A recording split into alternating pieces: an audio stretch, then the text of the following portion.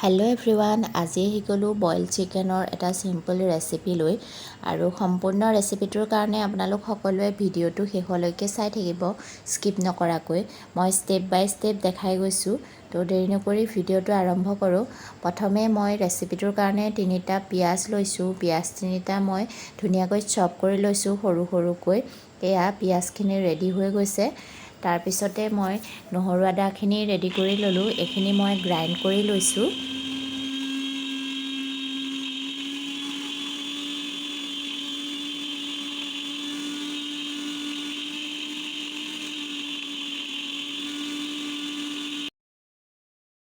এয়া আমাৰ এতিয়া নহৰু আদা ৰেডি হৈয়ে গৈছে। তাৰ পৰা ল'লোঁ 2টা আলু আৰু এটা ওলকবি সমান সমান চাইজত কাটি লৈছোঁ। এইখিনি মই বইল হ'ব দিম। আৰু লগতে লৈছোঁ 2টা বিলাহী। এতিয়া বিলাহী দুটাও পুৰি ল'ম মই। এয়া গেছত বিলাহী দুটা পুৰি আছোঁ। ভালকৈ পুৰি ল'ম, অলপ টেষ্টটো তেতিয়া বেছি ভাল হ'ব। বিলাহী দিলে ভাল লাগে ন? আপোনালোকে খাই পাইছেনে বাৰু এনেকৈ বিলাহী পুৰি বইল চিকেন? আৰু এয়া এতিয়া এইখিনি মই বইল হ'ব দিম।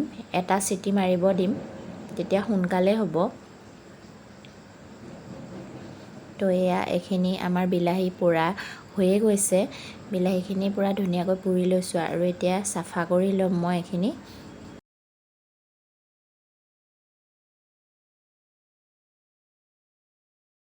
বিলাহী দুটা ধুনীয়াকৈ বাকলিখিনি এৰুৱাই চাফা কৰি ল'লোঁ আৰু লগতে জলকীয়া আৰু ধনিয়া ল'লোঁ।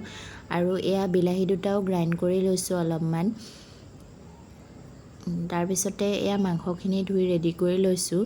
আৰু এতিয়া বইল কৰি লোৱা আলু আৰু ওলকবিখিনিও উলিয়াই মই ৰেডি কৰি লৈছোঁ।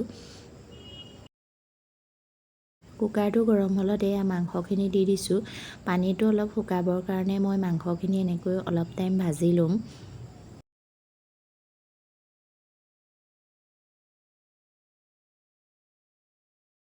পিঁয়াজখিনিও দি পেলাই মই এতিয়া অলপ ভাজি ল'লোঁ। মাংসখিনি পূৰা পানী এৰিছেই আৰু।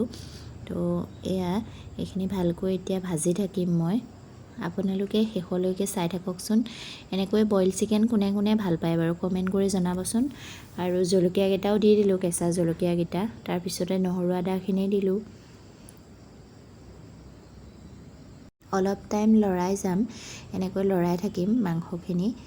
যি দিবলৈ আছে সেইখিনি গোটেই দি ল'ম। দি লৈ পেলাই লৰাই অলপ সময় পানীটো শুকোৱাৰ পিছত মই তাতে চিটি মাৰিব দিম। ইয়াতে এতিয়া মই নিমখখিনি এড কৰি দিম। এয়া নিমখ দি দিলোঁ জোখমতে। নিমখখিনিও আপোনালোকে দি দিব নিজৰ জোখ অনুযায়ী।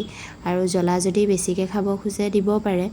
তো মই এতিয়া ইয়াতে অলপমান জালুকৰ গুড়িও দিছোঁ। ঠাণ্ডা পৰিছে পূৰা।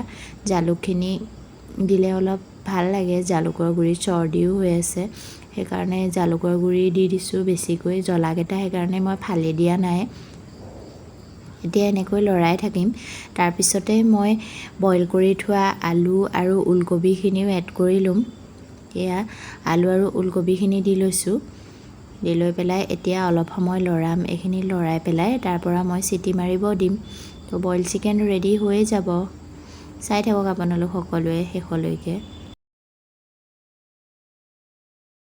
গেছৰ ফ্লেমটো এতিয়া বঢ়াই দিছোঁ। ভালকৈ অলপ ভাজি ল'ম পানীখিনি আৰু ভালকৈ মই শুকুৱাই ল'ম। অলপ টাইম ভজাৰ পিছতে পানীখিনি শুকাইছে আৰু তাৰপিছতে মই ইয়াতে বিলাহী দুটা এড কৰি দিলোঁ। বহুত বেছিও পিচি লোৱা নাই বিলাহীকেইটা, এনেই অলপমান ভাঙিব দিছিলোঁ। তো এইখিনি দিও অলপ টাইম মই ভাজি ল'ম। তাৰপিছতে মই ইয়াক চিটি মাৰিব দিম। বইল চিকেনখিনি মই অলপ জোল টাইপত বনাম। আপোনালোকে ইচ্ছা কৰিলে পানী নিদিয়াকৈও বনাব পাৰে। মই ইয়াতে 1 কাপমান পানী এড কৰিম। ডাঙৰ কাপেৰে 1 কাপ দি আৰু অলপ দিম ইয়াতে। আৰু এতিয়া মই এইখিনি পানী দিয়াৰ পিছতে ধনিয়া একমুঠি কাটি দিছোঁ। ধনিয়া দিলে চেণ্টটোও ভাল লাগে, সেইকাৰণে মই ধনিয়াখিনি দিয়াৰ পিছতে এতিয়া মই কুকাৰৰ ঢাকনখন বন্ধ কৰি দিম আৰু ইয়াক চিটি মাৰিব দিম।